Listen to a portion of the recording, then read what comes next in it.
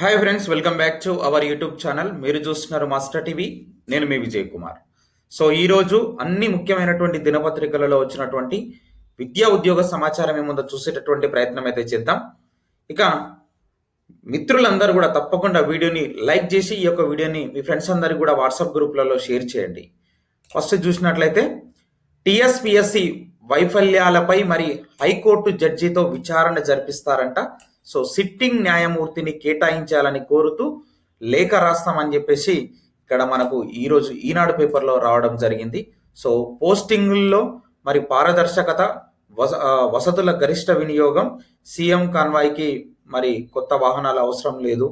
ఇక కొన్ని ఇష్టాగోష్ఠిలో ముఖ్యమంత్రి రేవంత్ రెడ్డి ఇవన్నీ కూడా చెప్పాడు అనమాట. ఓకే, సో అందులో భాగంగా తెలంగాణ రాష్ట్ర పబ్లిక్ సర్వీస్ కమిషన్లో ప్రశ్న పత్రాల లీకేజీ సహా పోటీ పరీక్షల నిర్వహణలో మరి వైఫల్యాలపై హైకోర్టు సిట్టింగ్ న్యాయమూర్తితో విచారణ చేయించనున్నట్లు మరి ముఖ్యమంత్రి రేవంత్ రెడ్డి సార్ తెలిపారనమాట. సో ఇందుకోసం మరి సిట్టింగ్ జడ్జిని కేటాయించాలని కోరుతూ రాష్ట్ర ఉన్నత న్యాయస్థానానికి ఒక లేఖ రాయనున్నట్లు తెలిపారనమాట. సో శాసనసభలోని తన కార్యాలయంలో గురువారం సీఎం మరి విలేకరులతో ఇష్టాగోష్ఠిగా మాట్లాడారనమాట. సో దీంట్లో మరి ఆ సందర్భంగా మరి ఈ యొక్క వ్యాఖ్యలు చేయడం జరిగింది. సో మరి న్యాయస్థానానికి ఒక సిట్టింగ్ జడ్జిని కేటాయించాలని కోరుతూ లేఖ రాయనున్నది ప్రభుత్వం. సో దాని తర్వాత మరి నెక్స్ట్ ఫర్దర్గా జరగాల్సినటువంటి ప్రాసెస్ అంతా జరుగుతుంది. ఎస్, టిఎస్పిఎస్సి వైఫల్యాలపై హైకోర్టు జడ్జితో విచారణ జరిపిస్తారు. మరి ఆ విచారణలో తేలుతుంది నిజంగా ఎంతవరకు ఏం జరిగింది ఏందనేది తేలుతుంది కాబట్టి. ఎస్, ఇక ఒక కరెంట్ అఫైర్కి సంబంధించినట్టు చూద్దాం. ఇందిరాగాంధీ శాంతి బహుమతి బారెన్ బోయిమ్ అవార్డులకు మరి రావడం జరిగింది. శాంతి స్వేచ్ఛ నిరాయుధీకరణ కోసం కృషి చేస్తున్న డానియల్ బారెన్ బోయిమ్ ఆలీ అబూ అవార్డులను మరి ఇందిరాగాంధీ పీస్ ప్రైజ్ 2023కు ఎంపిక చేసినట్లు ఇందిరాగాంధీ మెమోరియల్ ట్రస్ట్ ప్రకటించింది. అర్జెంటీనాకు చెందినటువంటి బారెన్ బోయిమ్ ప్రముఖ క్లాసికల్ పియానిస్ట్, పాలస్తీనా శాంతి కార్యకర్త అయిన అవ్వాద్ ఇజ్రాయెల్ పాలస్తీనా సంఘర్షణకు శాంతియుత మరి పరిష్కారం కోసం కృషి చేస్తున్నారు. సుప్రీంకోర్టు మాజీ చీఫ్ జస్టిస్ మరి టిఎస్ ఠాకూర్ సారథ్యంలోని జ్యూరీ వీరిని ఎంపిక చేసినట్లు ట్రస్ట్ పేర్కొందనమాట.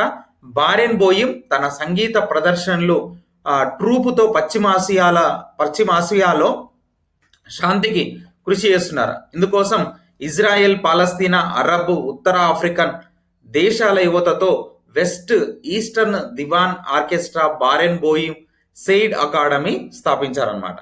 ఎస్, గురుకుల పీఈటీ పోస్టుల ఎంపికలో గందరగోళం, స్పష్టత ఇవ్వని టిఎస్పిఎస్సి ఆందోళనలో మరి అభ్యర్థులు క్లియరెన్స్ ఇచ్చినటువంటి కోర్టు ఆగిన నియామక ప్రక్రియ. టిఎస్పిఎస్సి తెలంగాణ గురుకులాల్లో 616 పోస్టుల భర్తీకి మరి 16/2017 మరి నోటిఫికేషన్ ఇచ్చింది. సో ఈ పోస్టులకు మరి అదే ఏడాది సెప్టెంబర్లో పరీక్ష నిర్వహించారు. ఫలితాలను 18 మే 2018లో విడుదల చేశారు. ఇందులో మొత్తం 1200 మందిని సెలెక్ట్ చేశారు. వెరిఫికేషన్ చేసే క్రమంలో కొందరు అభ్యర్థులు డిఈడి చేసిన అభ్యర్థులకు మాత్రమే అవకాశం కల్పించాలని కోర్టును ఆశ్రయించారు. కోర్టు కేసు కారణంగా భర్తీ ప్రక్రియ నిలిచిపోయిందనమాట. సో అర్హత విషయంలో గందరగోళం. సో నియామకాలు చేపట్టండి అంటూ మరి ఈరోజు దిశ పేపర్లో దీని గురించి రావడం జరిగింది. దీనికి సంబంధించినటువంటి అభ్యర్థులు ఎవరైనా ఉంటే కనుక కింద కామెంట్ చేయండి. రైట్, మదర్సాలు ఇక మిడిల్ ఇంగ్లీష్ స్కూల్స్ అంట. సో అసోం ప్రభుత్వం కీలక నిర్ణయం తీసుకుంది. రైట్, అసోంలోని బీజేపీ సర్కార్ కీలక నిర్ణయం తీసుకుంది. రాష్ట్రంలోని 1281 ముస్లిం మదర్సాల పేరును మిడిల్ ఇంగ్లీష్ స్కూల్స్ గా మార్చేసింది. ఇకపై వీటిని కొత్త పేరుతోనే పిలవాలని చెప్పేసి అసోం విద్యాశాఖ మంత్రి రనోజ్ పెగు ప్రకటించారనమాట. అసోం విద్యా వ్యవస్థలో ఏకరూపతను తీసుకొచ్చే క్రమంలోనే ఈ యొక్క నిర్ణయం తీసుకున్నామని వెల్లడించారనమాట. School education board of Assam పరిధిలోకి వచ్చే 1281 మదర్సాలను మరి సాధారణ పాఠశాలలు అంటే ఇంగ్లీష్ మిడిల్ ఇంగ్లీష్ స్కూల్స్ గా మార్చామంటూ మరి పేర్కొంటూ ఒక అధికారిక నోటిఫికేషన్ విడుదల చేస్తారనమాట. సో ఇది చాలా కీలక నిర్ణయం, చాలా సాహసోపేతమైనటువంటి నిర్ణయం అని చెప్పొచ్చు. ఇది కరెంట్ అఫైర్స్ కింద రావచ్చు, ఇదండి గుర్తుపెట్టుకోవాలి. రైట్. టీచర్లకు 1వ తేదీనే జీతాలు ఇవ్వాలి. సీఎం రేవంత్ రెడ్డికి ఎస్టీయు వినతి పత్రం సమర్పించారనమాట. రాష్ట్రంలోని ప్రభుత్వ ఉపాధ్యాయులకు 1వ తేదీనే వేతనాలు ఇవ్వాలని చెప్పేసి ఎస్టీయు మరి టిఎస్ రాష్ట్ర అధ్యక్ష ప్రధాన కార్యదర్శులు ఎం పర్వత్ రెడ్డి, జి సదానంద్ గౌడ్ కోరారనమాట. గురువారం మరి హైదరాబాద్ లో CM Revanth Reddy deputy CM Mallu బట్టి విక్రమార్కలకు విన్నవించారు. ఉపాధ్యాయ విద్యారంగ సమస్యలను పరిష్కరించాలని చెప్పేసి కూడా కోరారు. 312 జీవో ద్వారా స్థానికతను కోల్పోయినటువంటి ఉపాధ్యాయులకు న్యాయం చేయాలని, ఉపాధ్యాయులకు వెంటనే ఉద్యోగ పదోన్నతులు కల్పించి బదిలీ ప్రక్రియ చేపట్టాలని చెప్పేసి కోరారు. పాఠశాలల్లో తొలిమెట్టు, ఉన్నతి వంటి కార్యక్రమాలను రద్దు చేయాలని చెప్పేసి విజ్ఞప్తి చేశారనమాట. రైట్. ఇక మరికొన్ని అప్డేట్స్ చూసినట్లయితే పరీక్షల నిర్వహణలో గందరగోళం అంట. పియుయుజి మరి ప్రశ్నపత్రాల తారుమారు, నిర్లక్ష్యాన్ని కప్పిపుచ్చినటువంటి పరీక్షల నియంత్రణ విభాగం ఇన్ఛార్జ్ మహబూబ్ నగర్ జిల్లా కేంద్రంలో మరి ఉన్న పాలమూరు యూనివర్సిటీ పియు పరిధిలో మంగళవారం నుంచి యూజీ సెమిస్టర్ పరీక్షలు ప్రారంభమయ్యాయి.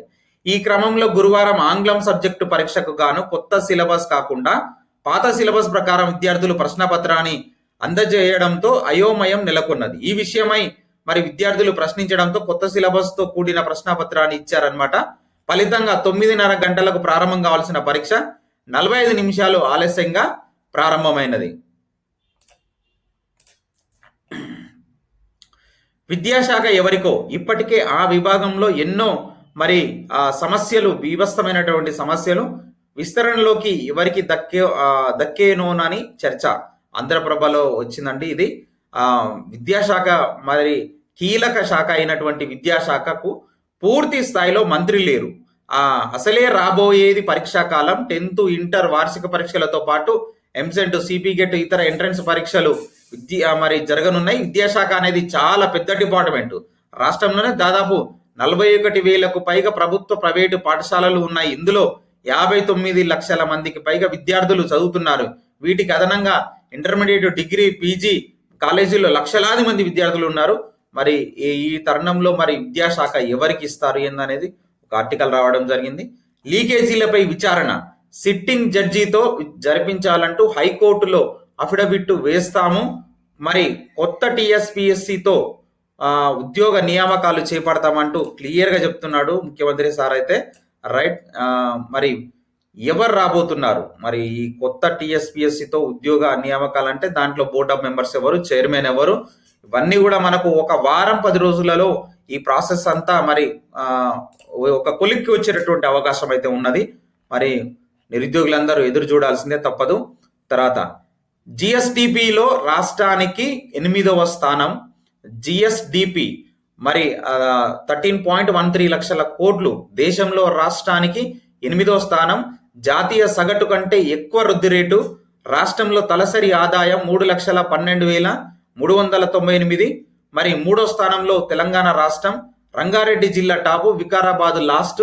ప్రణాళిక శాఖ 2022-23 నివేదిక విడుదల చేసింది అనమాట. సో తెలంగాణ రాష్ట్రం ఆర్థిక వృద్ధిలో దూసుకుపోందని ప్రభుత్వం తెలిపింది.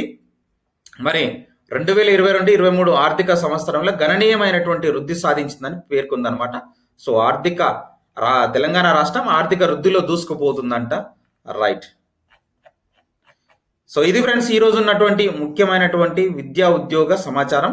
సో వీడియోని తప్పకుండా లైక్ చేసి షేర్ చేయండి. Thank you very much.